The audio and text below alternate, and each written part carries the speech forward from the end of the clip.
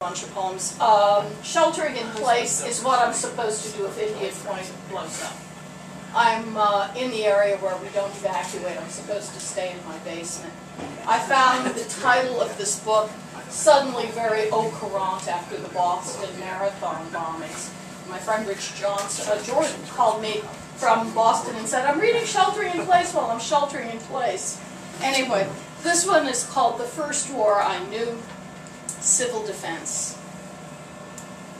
It was constant, smoldering like cigarettes on black and white TV. Mom's vacuum transmitted beads of static, glittery interference, but no flash bright enough for the bomb. On the public service announcement, a woman in a smoke-hued skirt nipped down a flight of stairs from city sidewalk to fallout shelter. I loved her sober face, the click of her high-heeled descent, her echoey, grown-up tip into darkness. Constant, white-shirted, formal announcers talking of Cuba. The round CD badge at 2 places on the dial of my mother's car radio. The tests of the emergency broadcast system. The day it said, "Go to the basement and pretend every kid on my block fled by the moaning end of the siren's take cover." No one used a kickstand, just tossed his bike over, except Mom. Practiced Mendelssohn's songs without words on the piano, opened the sun porch windows, and sent me out to play. It was constant until the war faded into color. Jungle green, the rust of old blood. Then, for a while, it was gone. I never learned to walk in heels. I never learned to calmly run away. Okay, there's a big section of memoir poems about growing up in the 60s. This one's called Sunburned, 1962. Look at me, you can understand why I wrote this thing. We took beach vacations, right? Anyway. Sentenced to a beach umbrella's shade on a blanket hot from the Ford's trunk, I drummed my heels. Nothing hurt yet. The dune was pliant under misplaced winter wool, but my family was nothing like the Kennedys.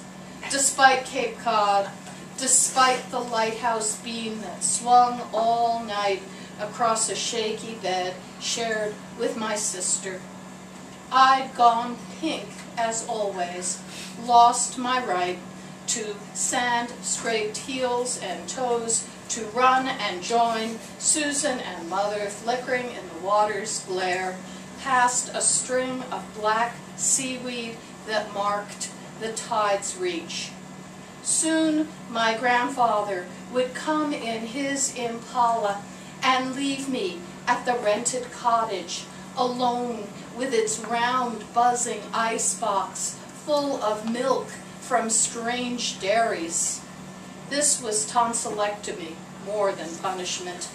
Necessary, unexplained, a rag rug we'd never have bought, coiled into itself before the fireplace. And in one closet, a cardboard box held blue sheets, an old comforter, forbidden superhero comics, harmful to my development, and an antique paper sweet with mold, featuring the sinking of the Titanic. I read until I memorized the new widows and their lifeboats, the fortress of solitude, the glamorous deaths and resurrections of men who wore thick glasses or capes alternately. There were girls my age who died and stayed dead among the icebergs, a family who held hands to freeze. None of them would ever be me. scalp and shoulders prickling, I knew there'd be time to hide everything when I heard tires break the twigs I'd scattered in the driveway. I planned to say nothing, and henceforth run only for my own life. I honestly believed that I could get away. Okay, I'll read a poem about, actually inspired by Robert Bly, and then I want to read you a couple of poems by my cat Molly. How's that working? She writes. She's a formalist. All right. Not me. She's a strict formalist. But anyway, I won't tell you the story about how Robert Bly has really, really bad BO, even though he does.